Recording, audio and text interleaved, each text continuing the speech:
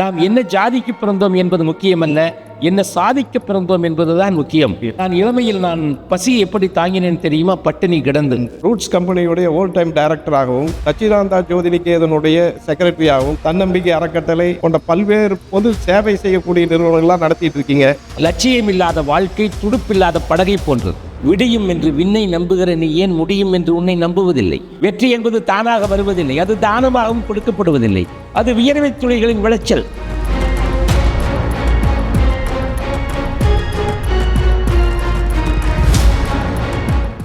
அனைவருக்கும் இனிய வணக்கம்.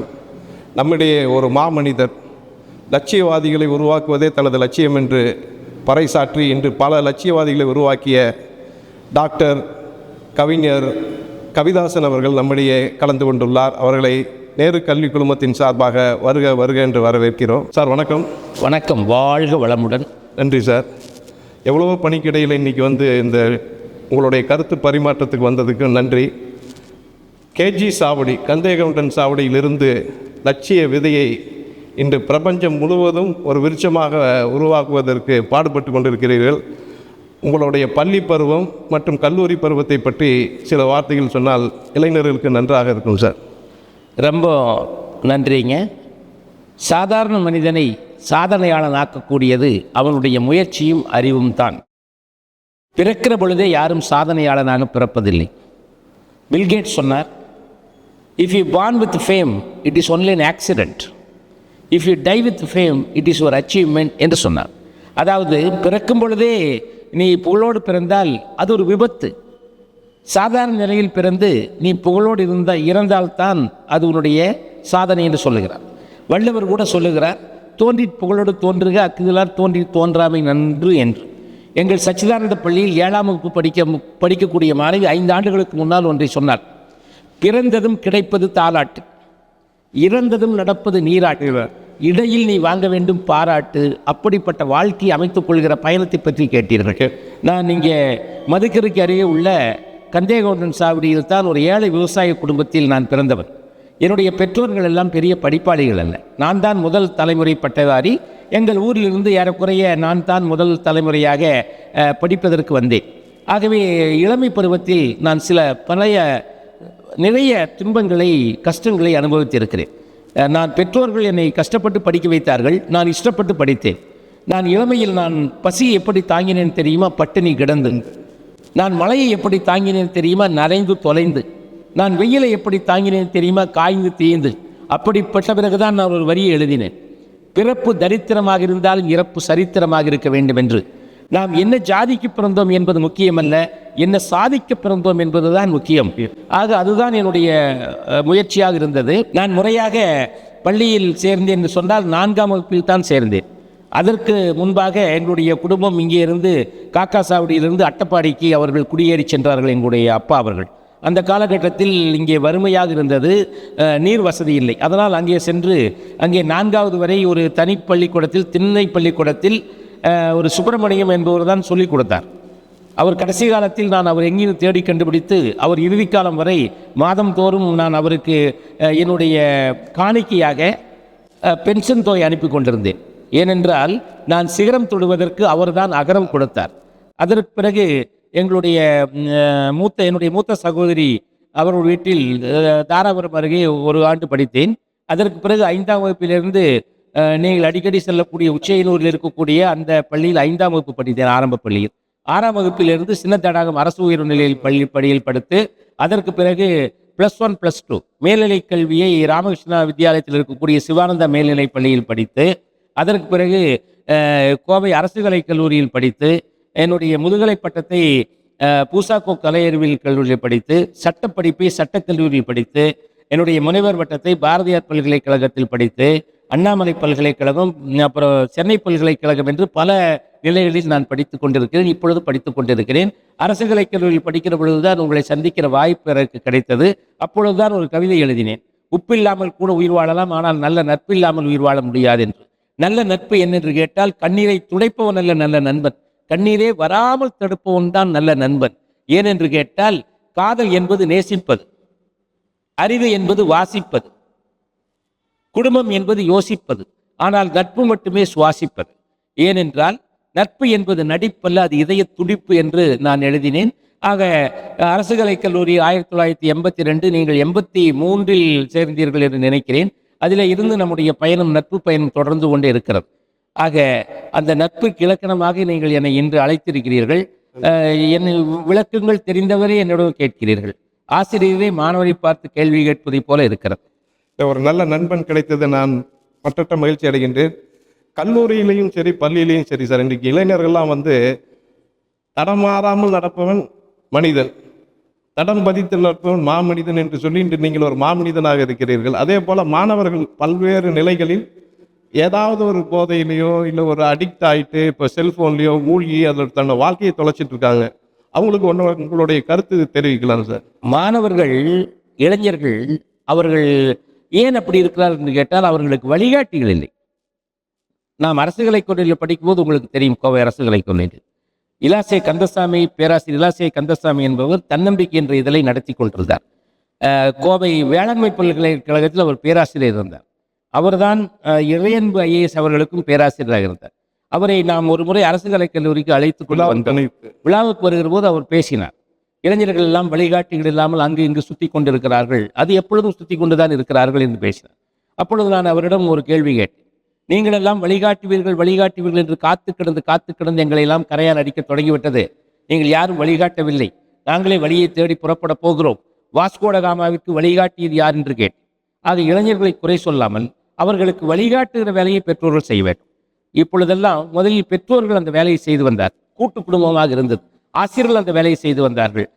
எல்லாரும் அவரை இளைஞர்களை நல்வழிப்படுத்துவதே இருந்தது. ஒரு குடும்பம் என்பது ஒரு கூட்டு குடும்பம் பல்கலைக்கழகமாக இருந்தது. அப்பா, பெரியப்பா, சித்தப்பா, மாமா என்று எல்லாரும் இருப்பார்கள். ஒரு குழந்தையை நம்பிக்கையோடு வளர்த்தார்கள். இப்பொழுது குடும்பம் எல்லாம் பிரிந்து சின்ன பின்னமாகி சிறு குடும்பங்கள் ஆகிவிட்டது. போன வாரம் கூட ஒரு பட்டிமன்றத்தில் ஒரு பேசுகிறார், இந்த காலத்தில் கணவன் மனைவி சேர்ந்து வாழ்ந்தால் கூட அது கூட்டு குடும்பம் என்று சொல்லுகிறார். அந்த அளவுக்கு மாறிவிட்டது. இந்த இளைஞர்களை கெடுப்பதற்கு இந்த சமூக ஊடகங்களும் நிறைய டிஸ்ட்ராக்ஷன்ஸ் இருக்கிறது. நாம் படிக்கிற பொழுது தமிழ் சேனல் ஒன்றுதான் இருந்தது. வெள்ளிக்கிழமை என்று சொன்னால் ஒளியும் என்று அரை மணி நேரம் தமிழ் நிகழ்ச்சிக்காக காத்திருப்போம். இப்பொழுது ஆயிரக்கணக்கான சேனல்கள் இருக்கிறது. கையுக்குள் உலகம் வந்து விட்டது. அவரவர்கள் சின்னத்திரையில், வண்ணத்திரையில் மூழ்கி காலம் போய் இப்பொழுது சின்னத்திரையில் மூழ்கி கொண்டிருக்கிறார்கள்.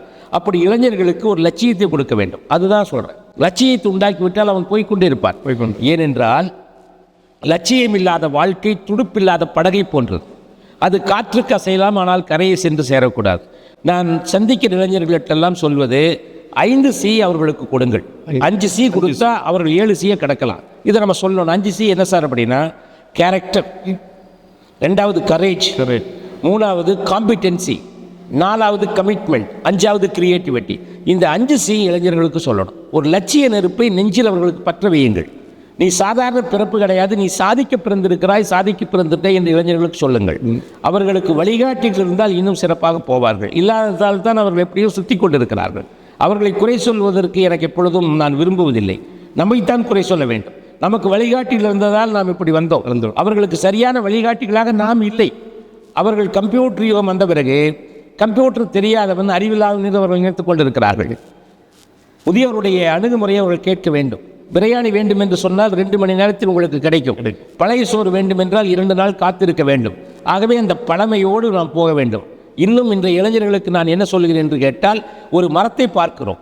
மரத்தினுடைய கிளைகளும் இலைகளும் காய்களும் மலர்களும் ஒவ்வொரு வருடமும் மாறிக்கொண்டே இருக்கிறது. ஆனால் வேர்கள் எப்பொழுதும் நிலையாக இருக்கிறது. நம்முடைய வாழ்க்கையோடு பார்த்தால் சயின்ஸ் அண்ட் டெக்னாலஜி என்பது மாறிக்கொண்டே இருக்கும். ஆனால் நம்முடைய கலாச்சாரம், பண்பாடு, ஒழுக்கம், அறம் என்பது வேர்களைப் போல எப்பொழுதும் மாறாமல் இருக்க வேண்டும். அதுதான் நம்முடைய பலமாக இருக்க வேண்டும். நான் ரூட்ஸிலிருந்து சொல்லுகிறேன், வேர்கள் தான் நம்முடைய பலம் என்பதை நீங்கள் அவர்களுக்கு எடுத்து சொல்லுங்கள். உண்மை. நீங்கள் கல்லூரியில் படிக்கும் போதே வந்து எழுத்து பிரதி 83 நீங்கள் சொன்ன மாதிரி இதய முடிச்சுக்கள்னு சொல்லி ஒரு புக்கு நீங்களே எழுதி, நாங்கள்லாம் புத்தகம் எடுத்து படிக்கும் போதே யோசிச்சுட்டு இருந்த காலத்தில் நீங்கள் புத்தகத்தை வந்து எழுதி மாணவர்களுக்கு கொடுத்தீங்க. அது கையெழுத்து பிரதி எல்லாருக்கும் நாங்கள்லாம் விநியோகிச்சு உங்களோட இணைந்து, அது ஒரு பெரிய மகிழ்ச்சியான தருணம். அதிலிருந்து இன்றைக்கி பல்வேறு புத்தகங்கள் எழுதி பல சாதனைகள் புரிஞ்சு, தமிழகம் மட்டுமல்ல அகில இந்திய அளவில் வந்து பாதுகாப்பு கவுன்சில் கூட 2 நாளைக்கு முன்னாடி அமைச்சர்கிட்ட வந்து நீங்கள் பாராட்டு இதுக்கு சான்றிதழ்லாம் பெற்றீங்க. அதை பற்றி எழுதின புத்தகத்தை பற்றியும் உங்களுடைய வாழ்க்கையில் மாற்றத்தை ஏற்படுத்த பற்றியும் நீங்கள் தெரிவிக்கலாம். ரொம்ப சந்தோஷம். நீங்கள் சொன்ன மாதிரி அரசு கலைக் கல்லூரியில் படிக்கும் பொழுது நான் வந்து நிறைய பத்திரிகைகளுக்கு கவிதை எழுதுறேன். என்னை கவிஞனாக்குன்னு ஒரே ஒரு கவிதை. என்னென்று கேட்டால், கோயம்புத்தூரில் அப்பொழுது வானம்பாடி என்ற ஒரு கவிதை நூல் வந்து கொண்டிருந்தது. கவிஞர் மேத்தா, கவிஞர் புவியரசு, கவிஞர் சிற்பி, கவிஞர் சிதம்பரநாதன், சக்தி கனல் என்று பலரும் அதில் எழுதி கொண்டிருந்தார். அதில் வந்த ஒரு கவிதை அரங்கநாதன் என்பவர் எழுதியது. அவர் என்ன கவிதை எழுதினார் என்று கேட்டால், இரவிலே வாங்கினோம் இன்னும் விடியவே இல்லை சுதந்திரம். இதுதான். இதை என்னுடைய பேராசிரியர் நஞ்சுண்டன் அவர்கள் என் வகுப்பில் சொன்னார். இரவிலே வாங்கினோம் இன்னும் விடியவே இல்லை சுதந்திரம். 1947 ஆகஸ்ட் 14, 15 நைட்டில் வாங்கினோம், அதனால விடியவில்லை என்று சொன்னார். எல்லாருக்கும் கிடைக்கவில்லை என்பதை அவர் சொன்னார். இந்த கவிதை என்னை யோசிக்க வைத்தது. ஏனென்று கேட்டால், விடியல் என்பது ஒவ்வொருவருக்கும் ஒவ்வொரு நேரத்தில் விடியும். உங்களுக்கு 5 மணிக்கு விடியும், இன்னொருத்தருக்கு 4 மணிக்கு விடியும், சிலருக்கு 7 மணிக்கு விடியும், சிலருக்கு 8 மணிக்கு விடியும், சிலர் வெள்ளிக்கிழமை நைட் படுத்து திங்கக்கிழமை காலையில் எழுந்துச்சு அதுக்குள்ளே விடிஞ்சிருச்சானுங்க. இந்த கவிதை ஏற்றுக்காமல் நான் ஒரு கவிதையை மறுப்பாக எழுதி ஒரு கவிதை எழுதினேன். என்ன கவிதை என்று கேட்டால், இரவிலே வாங்கினோம் இன்னும் விடியவே இல்லை என்பதெல்லாம் பொய். இரவிலே வாங்கினோம் இன்னும் விடியவே இல்லை என்பதெல்லாம் பொய். வெடிந்து வெகு நேரமாகி நீதான் சுதந்திரமாக தூங்கிக் கொண்டிருக்கிறாய். விழித்தால் தானே வெளிச்சம் தெரியும் எழுகை இளைஞனே. விடியல் என்பது வெளியில் இல்லை, உன் வெளியில் உள்ளது. நீ விழிக்கிற நேரம் தான் விடியல் நேரம் எழுதி ஆனந்த விகடனுக்கு அனுப்பிச்சுட்டேன். ஆனந்த விகடன் 1982 பொன்விழா ஆண்டு ஒரு 4 பக்கங்களுக்கு மாணவருடைய கவிதையை போடுவார்கள். இந்த கவிதையை தேர்ந்தெடுத்து அந்த கவிதையை அதிலே பிரசுரித்திருந்தார்கள். இதை பேராசிரியர் நஞ்சுண்டன் பார்த்துவிட்டு எடுத்து வந்தார். நான் அப்பொழுது புனை பெயரில் எழுதினேன். கவிதா என்று ஆரம்பத்தில் எழுதினேன். என்னுடைய இயற்பெயர் முருகேசன் என்பது உங்களுக்கு நன்றாக தெரியும். கவிதா என்று எழுதினேன். ஏனென்றால் சுஜாதா, அனுராதா என்று நிறைய பேர் கவிதா பெண் பெயரை வைத்து எழுதுகிறார்கள், நம்ம கவிதா என்று எழுதலாம் என்று எழுதினேன். அதற்கு பிறகு தான் அவர் வந்தார். அவர் வகுப்பில் எங்கள் வகுப்பில் பெண்களே கிடையாது. உடனே கேட்டார், கவிதா இங்கே யாருமே இல்லையே அப்படின்னு. அப்புறம் நாராயணசாமி என்பவர் என்னோடு அழகான முத்தான கையெழுத்து. அவர் சார் இவன் தான் சார் அப்படின்னு சொன்னார். அப்புறம் கேட்டுட்டு அப்புறம் கவிதை பாராட்டினார். அப்புறம் தான் தெரிஞ்சார், உனக்குள்ள கவிதை இருக்கிறது, ஆகவே நீ இது எழுது அப்படின்னார். அப்புறம் பேச்சுக்கு இப்படி வந்தோம்னா பாரதி நூற்றாண்டு விழா 1982 பாரதி நூற்றாண்டு விழா அனைத்து கல்லூரி பேச்சு போட்டி கிருஷ்ணமால் கல்லூரியில் நடக்கிறது. அப்பொழுது நம்முடைய அரசு கலைக் கல்லூரி சார்பாக வழக்கமாக பேசக்கூடியவர் ஒருவர் வரவில்லை. இன்னொருத்தர் வேணில் கிருஷ்ணமூர்த்தி, உங்களுக்கு தெரியும். அவர் கூட என்ன போக சொன்னார், துறைத் தலைவர் பேராசிரியர் பழனிசாமி. நான் சொன்னேன் என்னால் போக முடியாதுங்க அப்படின்னு. எனக்கு பேச்சு வராதுங்க, நான் போக மாட்டேன்னே. உடனே அவர் வலுக்கட்டாயப்படுத்தி நீ போய் தான் ஆகும்னு சொன்னார். அங்கே போய் பெண்கள் கல்லூரியில் போய் பேசுகிறேன், எங்கள் கிருஷ்ணமால் கல்லூரியில். எனக்கு இயல்பாகவே சின்ன வயசில் கூச்ச சுபாவம் அதிகம். ஏன்னா யாரு கூட அதிகமாக பேச மாட்டேன். வில்லேஜிலேருந்து வந்ததுனால கூச்ச சுபாவம் அதிகம். அங்கே தான் நான் இறையன்பு ஐஏஎஸ் அவர்கள் அக்ரிகல்ச்சர் யூனிவர்சிட்டிலேருந்து அவர் ஸ்டூடெண்ட்டாக வந்தார். அங்கே சந்தித்தோம். அங்கே எடுத்தையுமே பூரா பெண்கள் கூட்டம். அந்த பெண்கள் கூட்டத்துக்கு ஒரு வித்தியாசமான தொடக்கத்தை கொடுக்க வேண்டும் என்று நான் யோசித்தேன்.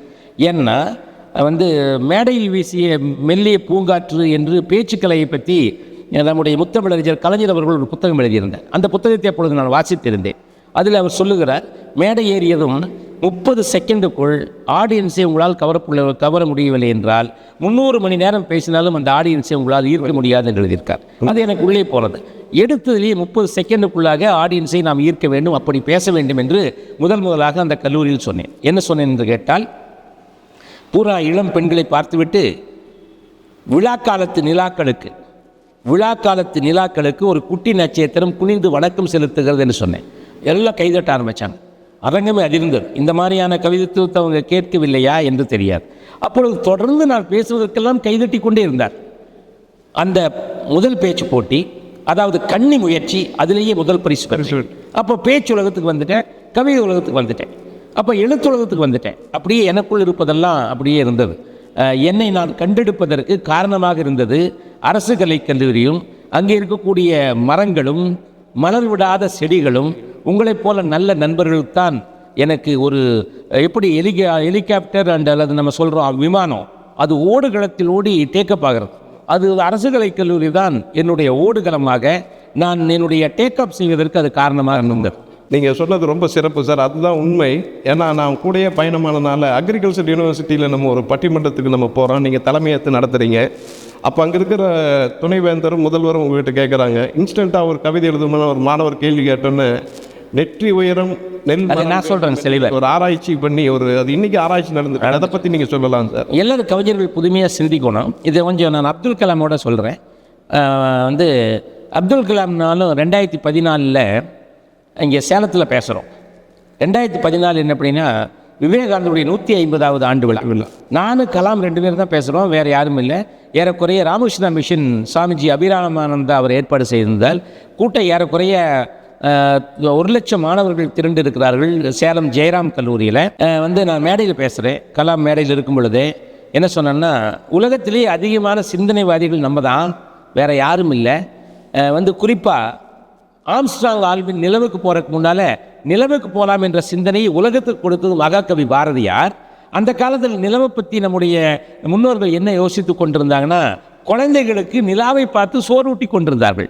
நிலா நிலா ஓடிவா, நில்லாமல் ஓடிவா, மலை மேலே ஏறிவா, மல்லிகை பூ கொண்டு வா என்று நிலவுக்கு சோறூட்டி கொண்டிருந்த காலத்தில் புரட்சிக்கவி பாரதி சொல்கிறான், வானை அனுப்பும், கடல் மீனை அனுப்பும், சந்திர மண்டலத்தியல் கண்டு தெளிவோம் என்று சொல்கிறாரு அப்படின்னு நான் சொல்லிட்டு அலெக்சாண்டர் கிரகாம்பெல் டெலிஃபோனை கண்டுபிடிச்சார். ஆனால் பாரதி சொன்னார், காசி நகர் புலவர் பேசும் முறையை காஞ்சியிலே கேட்பதற்கு ஒரு கருவி செய்வோம்.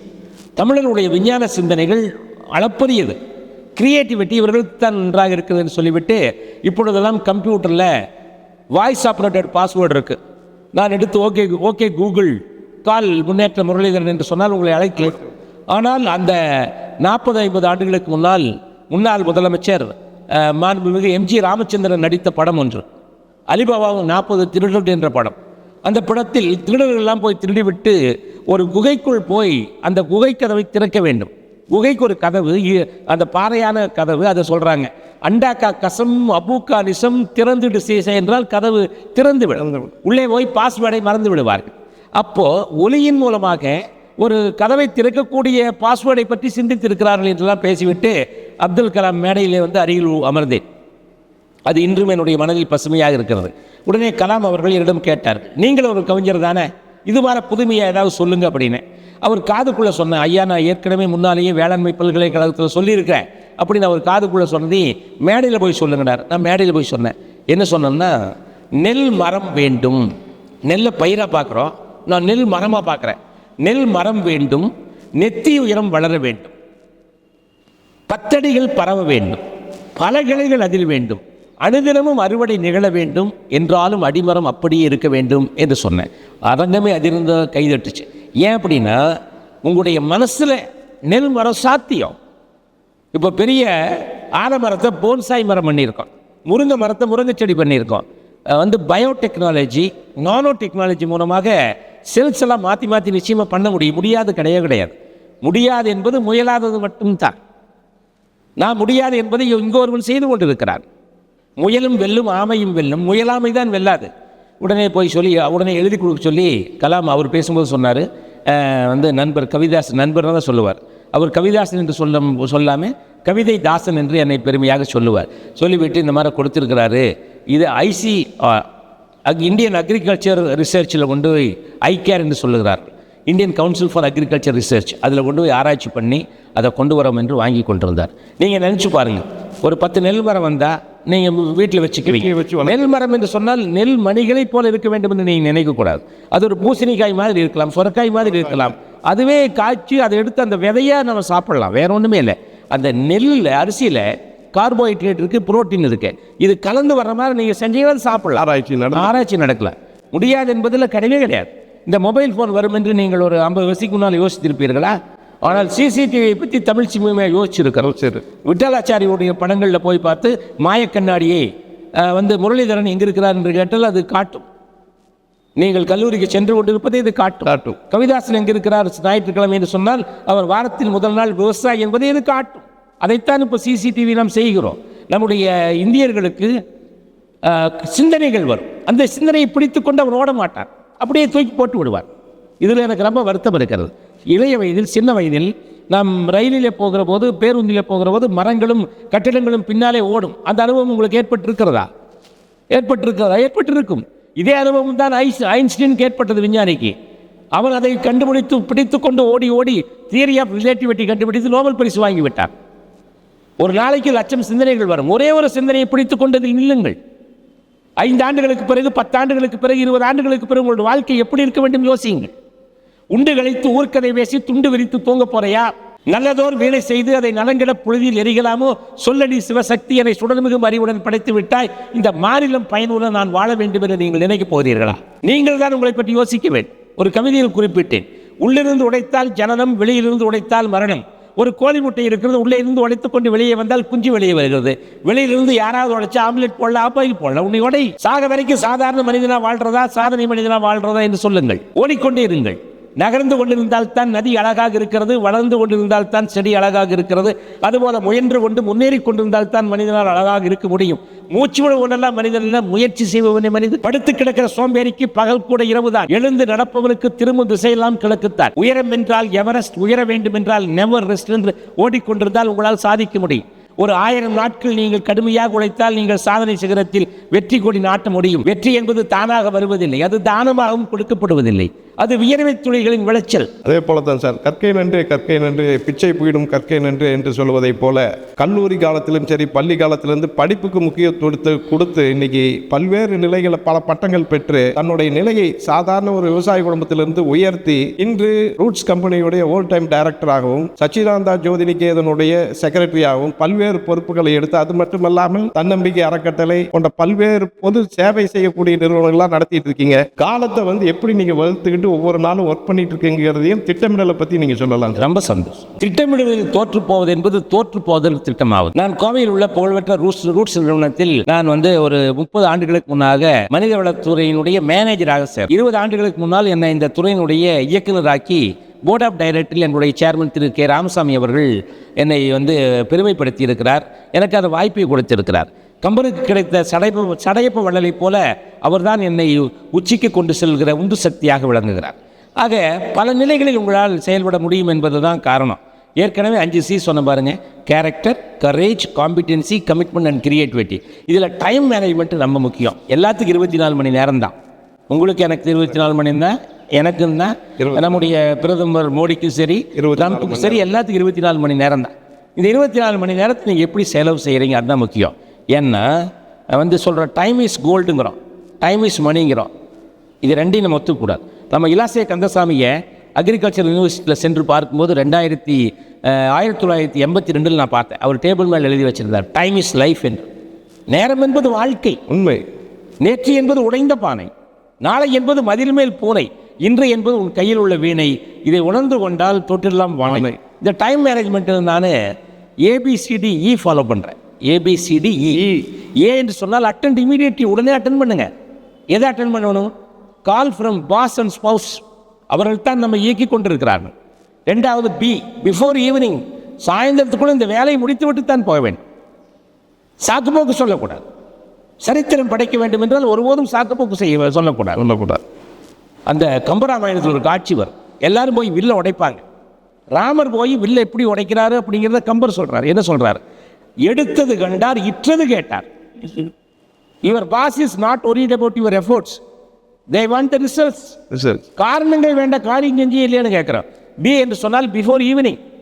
C என்று சொன்னால் கேன் வெயிட் ஃபார் டுமாரோ, நாளைக்கு செய்ய வேண்டிய வேலை நாளைக்கு செய்யலாம், இன்னைக்கு அவசரப்பட வேண்டாம். அந்த நேரத்தில் நீங்கள் படிங்க, 4 புத்தகம் படிங்க. வாசிப்பது குறைந்து விட்டது. புது வெள்ளம் வரவில்லை என்றால் கடல் கூட காய்ந்து விடும். அடுத்தது ABCD என்று சொன்னால் டெலிகேட், கீழே இருக்கிறவங்ககிட்ட செய்யுங்க, அவங்க செய்ய சொல்லி வாங்குங்க. E என்று சொன்னால் எஸ்கேப், அவசியம் இல்லாத வேலையில் போய் மாட்டாதீங்க. அந்த வேலையினால உங்கள் லட்சியத்துக்கு பிரயோஜனமான பாருங்க.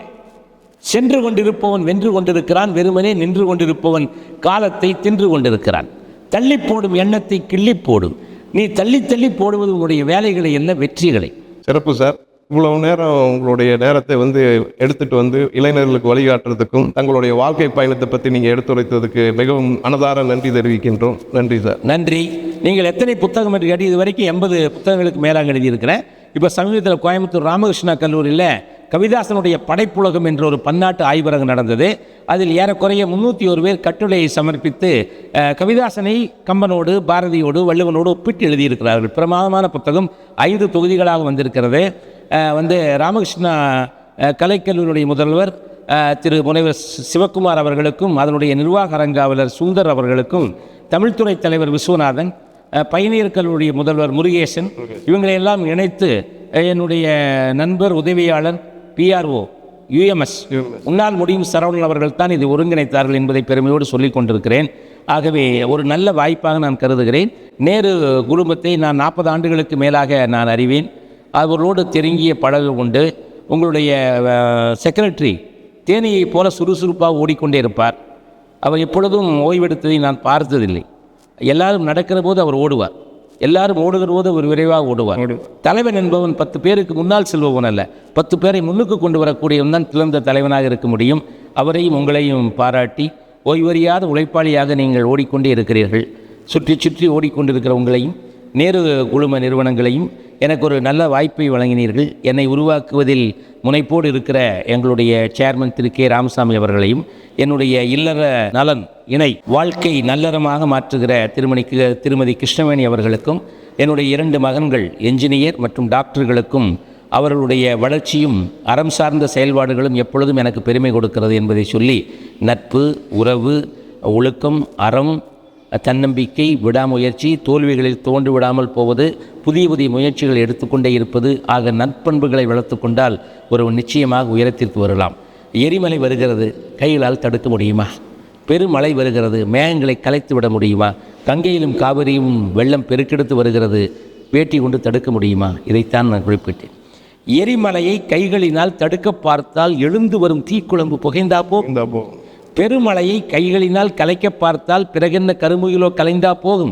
விரிகங்கை காவிரியில் வெள்ளம் தேங்க வேட்டியினால் தடுப்பதென்றால் வெட்கக்கேடு. ஆற்றிலே போய் பார்த்தால் செத்த மீன்களைத்தான் தண்ணீர் இழுத்துச் செல்கிறது, உயிரோடு இருக்கக்கூடிய மீன்கள் தண்ணீர் எதிர்த்து செல்கிறது. ஆக முடங்கி கிடந்தால் சிலந்தியும் நம்மை சிறைபிடிக்கும், எழுந்து நடந்தால் எரிமலையும் நமக்கு வழி கொடுக்கும். விடியும் என்று விண்ணை நம்புகிற நீ ஏன் முடியும் என்று உன்னை நம்புவதில்லை? தொடும் வரைதான் சிகரம், தொட்ட பின்பு நீதான் உயரம் என்று சொல்லி என்னுடைய உரை கவிதாசன் தன்னம்பிக்கை என்ற யூடியூப் சேனலில் தினசரி நான் பேசிக்கொண்டே இருக்கிறேன். லட்சங்களை சம்பாதிப்பதற்காக நான் இது பேசுவதில்லை, லட்சியவாதிகளை உருவாக்குவதற்காக நான் பேசுகிறேன். முயற்சி எடுத்தால் உங்களால் சாதிக்க முடியும். ஏனென்றால் ஒவ்வொருவரும் பிறந்ததே சாதனை. தந்தையிடமிருந்து தாயின் கருவறைக்கு சென்ற லட்சக்கணக்கான உயிரணுக்களை கொன்றுவிட்டு நாம் பிறந்திருக்கிறோம். எப்பொழுது நாம் பிறந்தோமோ அப்பொழுதே நாம் வெற்றி பெற தகுதி உள்ளவர்கள் என்று இறைவன் அல்லது இயற்கை படைத்து விட்டது. அப்படி இருந்தும் நான் ஏன் முன்னேறாமல் இருக்கிறோம் என்றால் நம்முடைய உழைப்பு போதவில்லை, நம்முடைய முயற்சி போதவில்லை.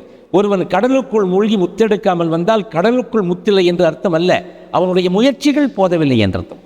முயற்சிக்கு மேல் முயற்சி செய்து கொண்டிருங்கள். இதைத்தான் சாமி விவேகானந்தர் சொல்லுகிறார், try try try. If you try 1000 times, try one more time. முயற்சி செய்து கொண்டே இருங்கள். If you win you can lead like you.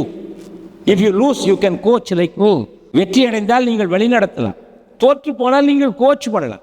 நிறைய ஐஏஎஸ் கோச்சிங் சென்டர் பாருங்கள், முயற்சி பண்ணி முடியாதவங்க கோச்சிங் பண்ணுவாங்க. அதெல்லாம் ஏதாவது விதத்தில் நன்மை தான். ஒவ்வொரு நாளையும் சிறந்த நாளாக கருதி உழைத்து கொண்டே இருங்கள். வெற்றி உங்கள் பக்கம். நன்றி, வணக்கம், வாழ்த்துக்கள்.